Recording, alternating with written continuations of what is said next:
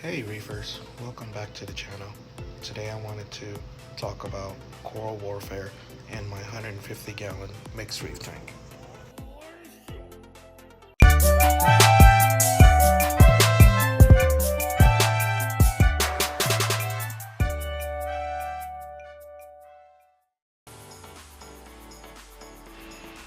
So what is coral warfare? To me, it's when corals are competing with each other to survive, and they can do that in a couple different ways. One way stinging each other, another way shading each other, and last one that I believe it's just basically releasing toxins into your tank. You can see here I have a Hollywood stunner that I glued to the overflow box, and there is a Cali tort right above it there. I'm pretty sure the Hollywood stunner is releasing its stinger tentacles at nighttime, causing that bleaching right there.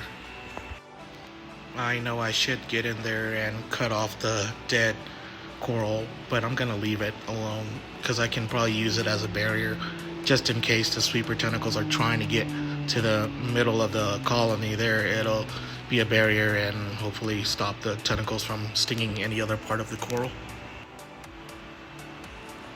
Here's another section that I wanted to show. The Monty cap here, it's basically outgrowing the toxic coral right there. I forgot the name of it. Anyways, it's just growing faster, and you can see it's trying to grow over the coral, and it's getting stung with all the black dark spots there. Hopefully I learned this lesson to grow the opposite direction, which I can see it is, but you can look at the top right, there's another coral back there that's most likely going to sting the cap as well.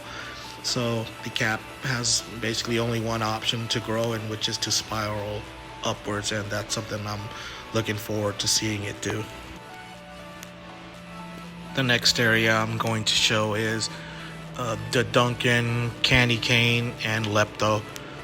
The candy cane got the worst of it. I believe it fell underneath the Duncan, and you can see right there on the top right, just underneath the Duncan, and the Duncan just pretty much shaded it and cause it to die off.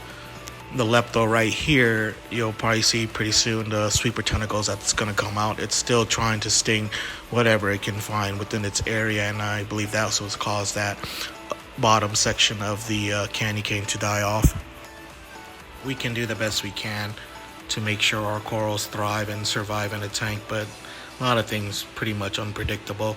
You don't know how long sweeper tentacles are going to be, and corals getting knocked over and things like that. This section of the tank, a different type of warfare going on.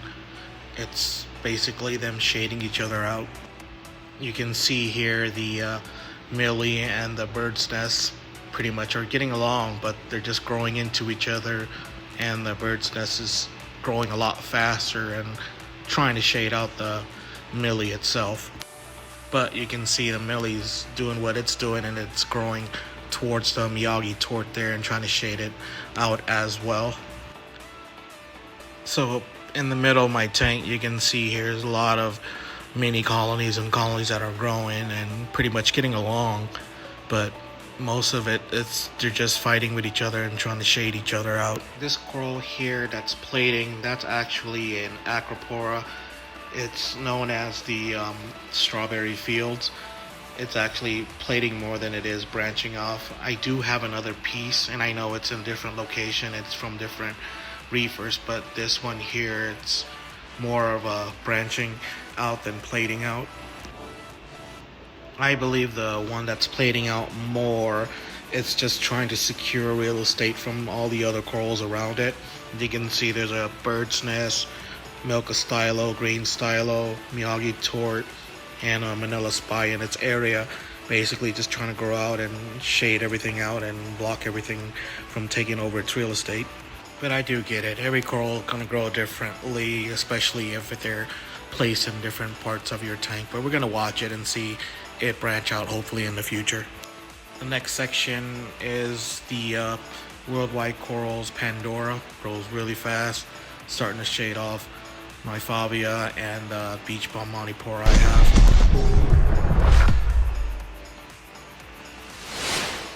And before I forget, please don't forget to like and subscribe to the channel if you're enjoying the content.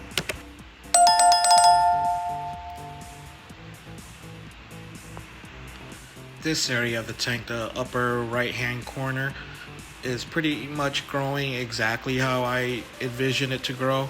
I mean, for now, there's not really much coral warfare, as in them stinging and killing each other off, but more of them just growing into each other.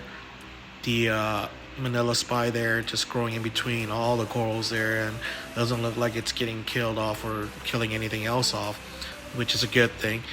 We're gonna monitor this area and see how long this lasts, where corals are not killing each other off, instead just growing into each other.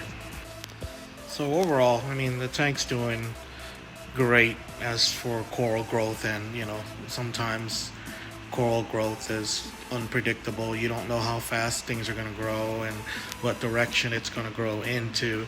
Just have to be prepared and monitor your reef tank and do whatever is necessary to make sure your corals are not dying off. I mean, I'm not doing the best job for certain corals, but in this section here, I've pretty much done the best I can. I've removed a lot of smaller pieces that these faster growing acros are starting to grow into the other corals, but overall, I mean, I'm giving them more than enough room to grow and do their own thing.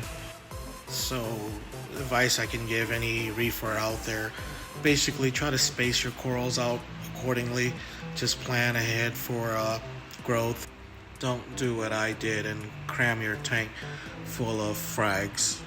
To be honest, nothing wrong with cramming your tank full of frags as long as you have a plan for when they do grow out.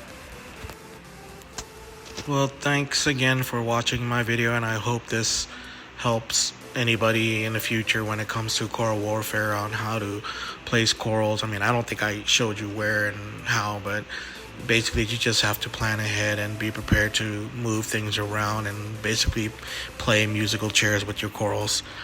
Have a good night, and thanks for watching.